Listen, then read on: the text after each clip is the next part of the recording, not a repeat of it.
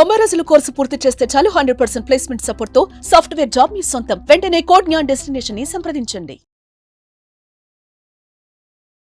Welcome to Suman TV. నేను మీ Suman TV Nag. Saif Ali Khan Bollywood star. ఆయనకు సంబంధించినటువంటి న్యూస్ కనుక మనం చూస్తే రకరకాల కథనాలు వినిపిస్తూ ఉంది.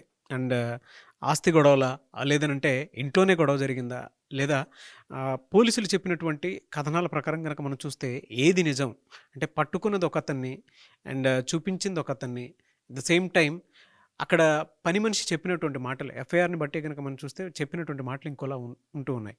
అండ్ ఎప్పుడైతే సైఫ్ బయటికి రావడం జరిగిందో అక్కడి నుంచి కూడా కొన్ని రకరకాల కథనాలు అయితే రావడం జరుగుతుంది. అంటే ఆ కత్తిపోట్లు నిజమా అబద్ధమా అనేటువంటి దాని మీద కూడా రకరకాల కథనాలు ఉన్నాయి.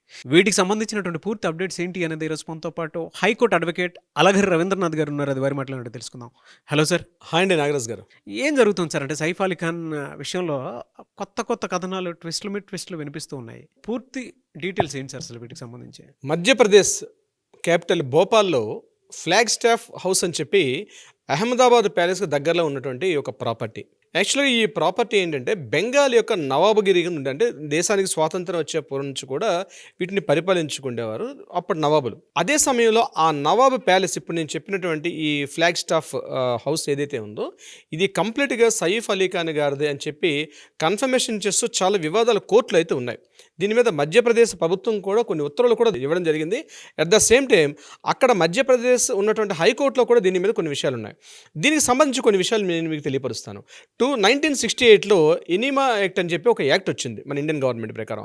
ఆ యాక్ట్ ప్రకారం ఏంటంటే ఎవరైనా సరే పాకిస్తాన్కి వలస వెళ్ళిపోతే వాళ్ళ ప్రాపర్టీస్ అన్నీ కూడా పూర్తిగా ప్రభుత్వం జప్తు చేసుకునే హక్కు ఉంటుంది. యాక్చువల్గా అది 1968లో వచ్చారు. 2018లో నవాబ్ అలీ ఖాన్ యొక్క కుమార్తెలు ఇద్దరు, అందులో పెద్ద అమ్మాయి పేరు అబీద, రెండో అమ్మాయి పేరు సజీద్ అలీ ఖాన్.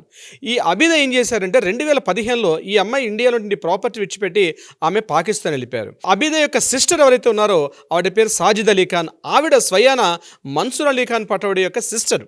సో మన్సూర్ అలీ ఖాన్ పటౌడీ గారు 2011లో చనిపోయిన తర్వాత ఈ ప్రాపర్టీకి వారసత్వ సంపదగా అంటే వారసత్వంగా వస్తున్న ప్రాపర్టీ ఇప్పుడు ఈరోజు వారసులు ఎవరంటే కేవలం సైఫ్ అలీ ఖాన్, అదేవిధంగా సారా అలీ ఖాన్, ఇబ్రహీం అలీ ఖాన్, జహంగీర్ అలీ ఖాన్ వీళ్ళకి మాత్రమే ఉంది. ముస్లిమ్స్ యొక్క చట్టాల ప్రకారం ఎలా ఉంటుందంటే ఈ నవాబ్ చట్టాలు, వాళ్ళ ఇంటర్నల్ చట్టాల ప్రకారం కేవలం నవాబు తర్వాత మళ్ళీ నవాబ్ ఎవరంటే కేవలం పురుషులకే మాత్రం ఉంటుంది తప్పించి స్త్రీలకు మాత్రం ఉండదు.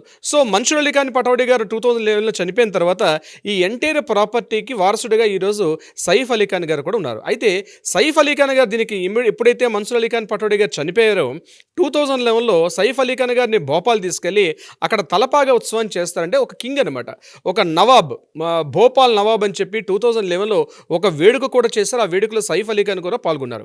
అయితే దీనికి సంబంధించి సజీద్ అలీ ఖాన్ తర్వాత వారసుడిగా సైఫ్ అలీ ఖాన్ ఏర్పాటు చేసుకున్న తర్వాత ఎనిమా యాక్ట్ ప్రకారం ఈ ప్రాపర్టీ పూర్తిగా మాదే అని చెప్తూ అక్కడ మధ్యప్రదేశ్ ప్రభుత్వం ఉత్తర్వులు జారీ చేసింది.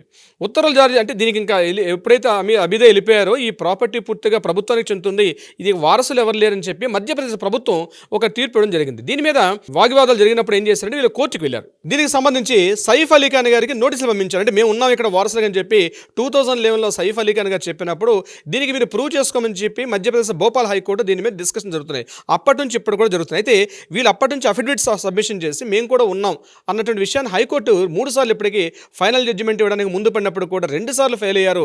చివరిగా రీసెంట్గా దీనికి సంబంధించి ఇవ్వమని చెప్పి అంటే అల్టిమేట్ మీరు ఇస్తున్నారా డివిజన్ బెంచ్ ముందు ఈయన ప్రజెంటేషన్ ఇవ్వాలి సైఫ్ అలీ ఖాన్ గారి యొక్క వారసు అందరూ కూడా. కానీ ఇప్పటి వరకు దీనికి సంబంధించి వీళ్ళు ముందుకు అడుగు వేయలేదు.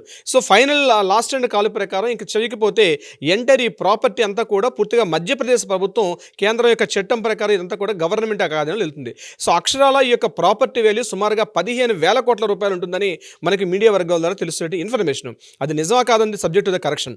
సో ఇంత ప్రాపర్టీ వాల్యూ ఉన్నటువంటి ఈ ప్రాపర్టీ విషయంలో వీళ్ళ ఇళ్లలో గొడవ జరిగింది, ఒక స్టార్ట్ అయింది. ముఖ్యంగా కరీనా కపూర్ యొక్క ఫ్యామిలీకి, అదేవిధంగా సైఫ్ అలీ ఖాన్ యొక్క అంటే పటౌడీ యొక్క వీళ్ళ ఫ్యామిలీస్కి, at the same time Kapoor ఫ్యామిలీకి మధ్య చాలా డిస్కషన్స్ అవుతున్నాయి అన్నటువంటి ఒక వార్త కూడా బాగా మీడియాలో ప్రచారంలోకి వచ్చింది. ఈ ప్రాపర్టీ మీద ఇప్పటివరకు క్లెయిమ్ చేసుకోవడానికి సైఫ్ అలీ ఖాన్ గారు ఎందుకు రావడం లేదు, ఇందులో ఉన్నటువంటి ప్రాబ్లమ్స్ ఏమిటి అనే విషయం మీద ఇదే డిస్కషన్ జరుగుతుంది. సో ప్రాపర్టీ సంబంధించి సంబంధించి కూడా కొన్ని వేల కోట్ల రూపాయలుగా ఉన్నట్టుగా మనకు మీడియా కథనాలు తెలియపరుస్తున్నారు. అంటే ఇక్కడ కేవలం ఈ యొక్క సంఘటన ఏదైతే జరిగిందో ఈ సంఘటన వెనకాల ఏదైనా ఆర్థిక లావాదేవీలు, ఆర్థిక అవకతవకలు ఉన్నాయంటే కపూర్ ఫ్యామిలీ కూడా చాలా రిచెస్ట్ ఫ్యామిలీ. పృథ్వీరాజ్ కపూర్, రాజ్ కపూర్ గారి ఫ్యామిలీ నుంచి వచ్చిన కరీనా కపూర్ గారు కూడా వాళ్ళు వేల కోట్ల రూపాయల ఆస్తులు ఉన్నాయి ఆల్రెడీ. అవును, అదైతే నిజం. సో కపూర్ ఫ్యామిలీస్కి అలీ ఖాన్ అంటే సైఫ్ అలీ ఖాన్ గారి ఫ్యామిలీస్కి కూడా చాలా ప్రాపర్టీస్ ఉన్నాయి. దీని మీద షర్మిలా ఠాగూర్ గారు ఒక సందర్భంలో మాట్లాడుతుంటే ఇప్పుడు కాదు, ఒక 2 years బ్యాక్ ఈ ప్రాపర్టీస్ విషయంలో షర్మిలా ఠాగూర్ గారు అంటే ఆవిడ యాక్చువల్గా రవీంద్రనాథ్ ఠాగూర్ గారి యొక్క ఆవిడ మనవరాలు. అయితే కేవలం ఈ ఆస్తి కోసమే అప్పట్లో వెళ్ళిపోయారని చెప్పి చాలా వార్తలు కూడా అప్పట్లో జరిగింది. అంటే ఇంత నవాబు యొక్క భార్యగా వెళ్ళడానికి, ఆవిడ మన్సూర్ అలీ ఖాన్ పటౌడి గారికి భార్యగా వెళ్ళడానికి కూడా కారణం కేవలం ఆస్తి కారణం అని చెప్తూ, అదేవిధంగా కరీనా కపూర్ గారు కూడా సైఫ్ అలీ ఖాన్ గారికి మ్యారేజ్ చేసుకోవడం వెనకాల ఇదే రకంగా ఉంటుందని చెప్తూ కూడా మాట్లాడడం జరిగింది. ఇది కాకుండా ప్రధానంగా తన మొదటి భార్య అయినటువంటి అమృత సింగ్కి ఎవరైతే ఉన్నారో వాళ్ళకి పుట్టిన ఇద్దరు పిల్లలు, అదేవిధంగా ఇప్పుడున్నటువంటి కరీనా కపూర్ గారు పుట్టిన పిల్లల మధ్య కూడా కొంత ఆస్తి వివాదాలు ఉన్నట్టుగా కూడా తెలియపరుస్తున్నాయి మీడియా కథనాల ప్రకారం. ఏదేమైనప్పటికీ కూడా వాళ్ళు మీడియా ముందుకు వచ్చి ఈ యొక్క ఫ్యామిలీ ఇష్యూస్ అనేది తెలియపరచకపోతే ఈ సంఘటన మొత్తం అనువనువు కూడా ప్రతి పించి కూడా సర్వత్రా అన్ని డౌట్సే మొత్తం జరిగింది. అంటే యాక్చువల్గా జరిగిన స్టోరీ ఏదైనా ఉండొచ్చు, బట్ కావాలని చెప్పే ఒక అగంతకుడికి ఒక స్ట్రేంజర్ని పెట్టారా? ఎందుకంటే మీడియా కథనం ప్రకారం కూడా ఏదైతే పోలీసులు రిలీజ్ చేసినటువంటి ఆ ఫుటేజ్ ఉన్నాయో ఆ పిక్చర్స్ ఎక్కడ కూడా మిస్ మ్యాచ్ అవుతున్నాయి, ఎక్కడ మ్యాచ్ అవ్వట్లేదు. ఆ పర్సన్ కానీ ఇప్పుడు ఎవరినైతే ఇతనే పర్సన్ చెప్తున్నారో వాళ్ళకి ఎక్కడ మిస్ మ్యాచ్ కాకపోవడం. తర్వాత ఆ ఇంట్లో జరిగిన సంఘటనలో కరీనా కపూర్ గారు ఆ సందర్భంలో అక్కడ లైవ్లో ఉన్నప్పుడు కూడా అక్కడ ఎఫ్ఐఆర్ రిపోర్ట్ మాత్రం పనిచేస్తున్న ఆయమ్మతో ఇప్పించడం, ఇది ప్రధానంగా డౌట్. ఎందుకు ఆయమ్మతో ఎఫ్ఐఆర్ రిపోర్ట్ క్లెయిమ్ చేయాల్సి వచ్చింది? ఆల్రెడీ కరీనా కపూర్ గారు ఇంట్లో ఉన్నారు. మొదట ఏం తెలిసారంటే కరీనా కపూర్ గారు ఇంట్లో లేరని చెప్పారు.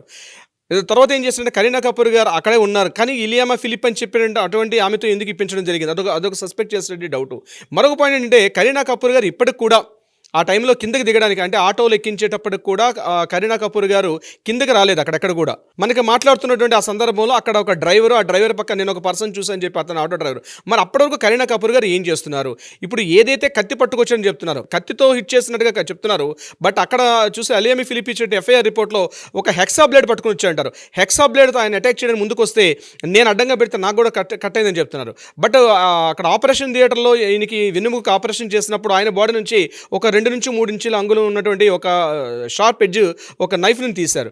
అక్కడేమో హెక్సా బ్లేడ్ అని చెప్పడం, ఇక్కడ కత్తిపోట్లు గురవడం, ఆ టైమింగ్ సెన్స్, ఆ దిగినటువంటి ఎవరైతే అగంతకుడు దిగాడో, ఇదంతా కూడా రకరకాల కన్ఫ్యూజన్స్ అనమాట. ఇదే సమయంలో ఇమీడియట్గా ఈరోజు 30వ తారీఖులోగా దీనికి సంబంధించిన డివిజన్ బెంచ్ ముందు డివిజన్ బెంచ్ ముందు మనకి జస్టిస్ వివేక్ అగర్వాల్ గారు కూడా భోపాల్ జడ్జిగా దీనికి ఆల్రెడీ నోటీస్ ఇష్యూ చేయడం కూడా జరిగింది. అంటే ఒకవైపు ప్రాపర్టీ ఇష్యూస్ కనిపిస్తుంది, జరిగిన సంఘటన రకరకాల స్పెక్యులేషన్స్ ఇంకోటి కనిపిస్తున్నాయి. కేవలం మనకు వచ్చిన వార్తా కథనాలు ఇవి కాకుండా మిగిలిన ప్రాపర్టీస్ ఉండొచ్చు, ఖచ్చితంగా లేకుండా ఉండరు వీళ్ళు. ఆ ప్రాపర్టీ సంబంధించిన వివాదాలు ఏమున్నాయా? జనరల్గా మనకు తెలిసిన విషయం ఏంటంటే ఇంట్లో ఏదో తెలియనటువంటి ఒక ఘర్షణాత్మక వాతావరణం జరిగింది. ఏం జరిగిందో తెలియదు, ఏదో సస్పెక్ట్ చేస్తున్నారు అక్కడ. ఆ వాతావరణాన్ని జస్ట్ సైట్ చేయడం కోసం చెప్పి టాపిక్ అని డైవర్ట్ చేస్తున్నారు ఆ మీడియా ముందుకి. ఎందుకు ఆ పర్సన్ అగంతకుని పెట్టినప్పుడు చిన్నపిల్లలు కూడా చెప్తారు ఆ మిస్ మ్యాచ్ అవుతున్నాయి పోలీసులు. అంటే ముంబై పోలీసులు చాలా పవర్ఫుల్ అని చెప్తారు, ఎందుకంటే అండర్ గ్రౌండ్ డాన్స్ ఉన్నటువంటి వాళ్ళకే పనిచేసినటువంటి పవర్ఫుల్ పోలీస్ యంత్రాంగం ఉన్నటువంటి వీళ్ళు ఒక చిన్న లోకల్ పిఎస్ ఉన్నటువంటి వాళ్ళు చేసినటువంటి ఒక ఎంక్వైరీ కూడా లేకుండా ఇటువంటి పర్సన్ మాకు కనిపించడం చెప్పి మీడియా ముందు ప్రవేశపెట్టడం ఏదైతే ఉందో నిజానికి వాళ్ళే లేనిపోని కథనాలు తెలియపరుస్తున్నారు వాళ్ళు. ఇప్పటికైనా కరీనా కపూర్ గారు ముందుకు వచ్చి మాట్లాడి ఈ యొక్క ఊహాగానాలకు ఈ స్పెక్యులేషన్స్కి దారితీయకుండా మాట్లాడితే బాగుండేది డెఫినెట్గా. బట్ అటు సైఫ్ అలీ ఖాన్ గారు చక్కగా మాట్లాడుకుంటూ బయటకు వస్తున్నారు. ఇక్కడ చూస్తే ప్రాపర్టీస్ ఉన్నాయి, ఏదో మాత్రం జరిగింది, ఆ ఒరిజినల్ విషయాలు ఏంటనే బయటికి రావట్లేదు.